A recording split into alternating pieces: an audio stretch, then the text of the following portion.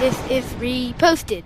Today, we're joined by Amy Rowlinson. She's the host and creator of the Focus on Why podcast. She's helping people-centered businesses and entrepreneurs focus on why to become purpose-driven, fulfillment-focused, and values-based. You can check out the show anywhere you listen to podcasts.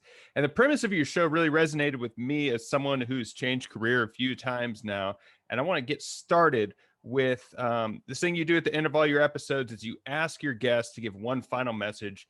And episode 94 with Manj Mahal, she ended with this. You have to keep sowing the seeds. If one door closes, the other one will surely open. Be inquisitive and never miss an opportunity to learn something new. So I love your show, but I always want to hear more when they give the final thought. I want to know what your thoughts on it are. So what do you think about this? So that's actually a really good point, because what I do at the end of each 6 episodes, I have a separate podcast talking about the reflections and observations from each of those episodes, because I like to leave on a note from the actual guest, and then I get my own space in another podcast. So I let them have their own time and their own spotlight in their own space, and then I get the opportunity to do that in my own podcast episode separately. So what do I like about what Man said? Well, I think it's so true that you are always sowing seeds, but you have to grow them. You have to add the water. You have to add all the other bits. You can't just put them there and leave them there and hope that things are going to work. So there's that element behind the seed. And in fact, one guest, or not a guest actually, it was one of the audience members, reached out after my first ever episode, right back at the beginning of the podcast in May. And she said that this podcast was the water to a seed she'd planted, she was so desperate to grow, but was still trying to find its roots. And so she's now able to grow, explore, improve, learn, and help from listening to the other episodes. So yeah, that's probably an add-on. Amy, so picking up on that theme, I'm sure you've had this 1,000 times as a career and life coach. Let's just use lawyer because they all suck. They come in and they say, my life sucks. I hate my job. It's sucking the soul out of me. How do you then backtrack and help them find the seeds for what comes next? So that's pretty easy, because they've got to a point where the pain has got so bad that they know they want to change. So that's actually a really good point. I like it when they come in with that much sort of desire to change, because a lot of people sit in that period of discomfort, but they're okay. Whereas when people really know that they want to change, then I can help them because they're willing to make those changes. And it really comes down to values. Are they fulfilling their values? Are they actually living and holding true to their core values? Most people don't even think or know what their values are. And that's where we start. We start with the values, because if you are aligning your work with your values, you will find fulfillment.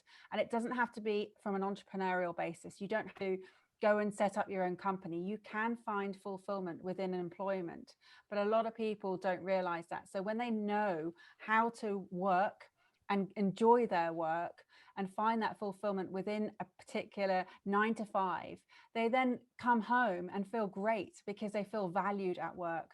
So that my whole sort of premise is that when you align your values with your work, you will become valued for your work. So that sounds a lot like something I say a lot of the times, and Larry pushes back on it.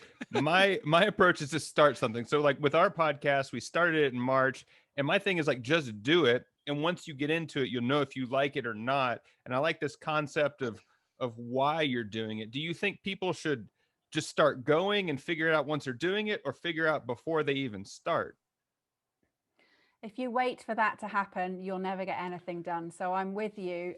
There's probably a compromise to be met somewhere. Okay, so let's go with Andrew. Yes, you have to get started, because unless you start and put one foot in front of the other, you're never going to experience anything and nothing's going to happen.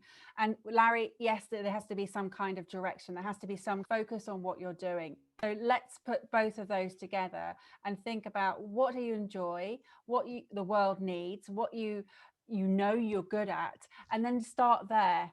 And it doesn't matter if things don't work out. You can always try a different path, but you have to just take that first action. Amy, on a recent podcast, you talked a lot about do what makes you happy. So let's just say I'm a single mom. I've got 12 kids and 10 jobs, and I can't barely feed my family. But you're telling me to go find what makes me happy, but I got a couple of bills to pay. How do you do what's happy and want a life change, but life's too involved? So this goes back to, if you find fulfillment and you're enjoying what you're doing in that work, then you will be happy.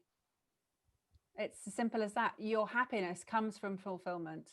And that can be in whatever you do. If you look at what your job is and you look at all the different elements that make up that job, there are going to be some things that you don't like so much. So think about how you could outsource those particular elements to someone else and find out what else in that particular environment you could do that you love doing. So actually, it's a reassessment of your job title. Really look at what you're doing, because if you become more productive in your job, in your work, you are going to create a better environment for your business owner, a better, more productive environment, and you're going to be so much more encouraging your team. You're going to be a better sort of team player if you are doing the things that you enjoy. So I'm not saying go out and start following your passion. I'm saying find the things in your job that you enjoy and really look at them. Yeah, I like that. If you can't change your circumstances, change your perspective, right? Have you seen Absolutely. Have you seen much with the way the world has been the last 6 or 7 months on people being able to more readily accept their why, or is it more difficult with a global pandemic and everything changing? I think there are people in two camps. So there are some people who are saying, oh my gosh, doom and gloom, everything's terrible. And there are others who are saying, okay, I've got some time now to really think about what I'm doing.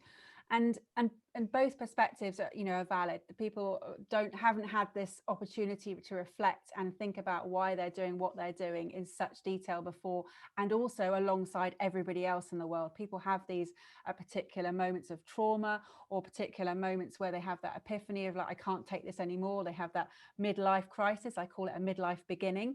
But right now, the last few months, everybody has had the same opportunity. So we all have the same starting point. And that's really rare, that we can all come back to this point where we can all together think, right, how can we make this a better world?